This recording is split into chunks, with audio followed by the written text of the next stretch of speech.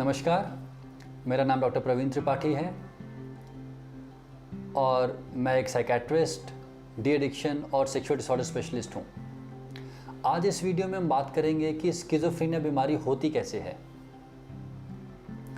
जैसा कि हम जानते हैं कि स्किज़ोफ्रेनिया एक मानसिक बीमारी है, गंभीर मानसिक बीमारी है जो लगभग 1% लोगों में पाई जाती है।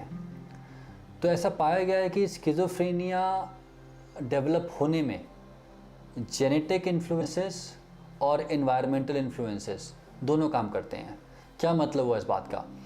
देखिए, जेनेटिक इन्फ्लुएंसेस मतलब जो व्यक्ति के शरीर में जीन्स हैं, आनुवांशिक कारण जो हैं, उनका काफ़ी मेजर कंट्रीब्यूशन रहता है स्किज़ोफ्रेनिया के डेवलप होने में।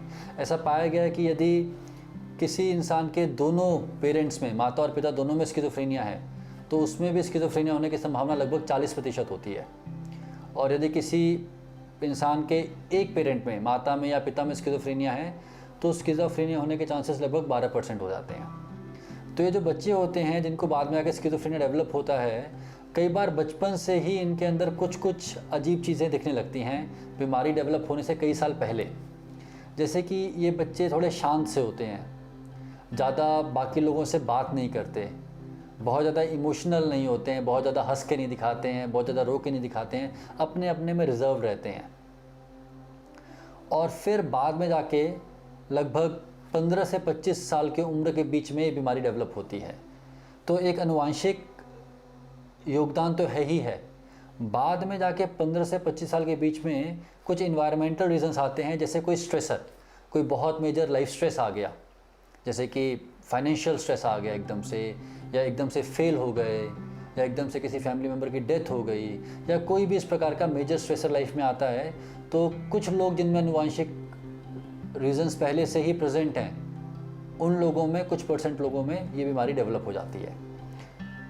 तो मतलब आनुवांशिक कारण और जीवन का स्ट्रेसर दोनों मिलकर बीमारी को डेवलप करते हैं। और पाया गया है कि जिन लोगों में स्किज़ोफ्रेनिया बीमारी होती है, उनके दिमाग में कुछ केमिकल्स का इम्बैलेंस हो जाता है। स्पेशली 2 केमिकल्स के बारे में बात की जाती है, डोपामीन और सेरोटोनिन। ऐसा पाया गया कि इन दोनों केमिकल्स के लेवल्स एक तरीके से बढ़ जाते हैं इस बीमारी के डेवलप होने में। तो दोस्तों, ये बात याद रखना बहुत ज़रूरी है कि स्किज़ोफ्रेनिया एक बीमारी है जिसका एक प्रॉपर कारण है, और क्योंकि हमें पता है किस वजह से होती है, इसलिए इसका एक प्रॉपर इलाज भी है। कई बार होता क्या है कि इस बीमारी को पहचानने में बहुत देर हो जाती है। लोगों को लगने लगता है कि कुछ भूत प्रेत का चक्कर है, ऊपरी हवा का चक्कर है, और वो कई बार मंदिरों में, मस्जिदों में बाबा, मौलवी, इन सब के चक्कर में पड़े आते हैं, सही इलाज नहीं करा पाते हैं।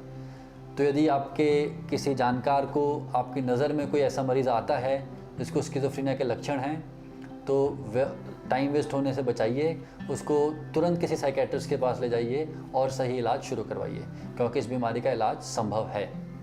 धन्यवाद, शुक्रिया।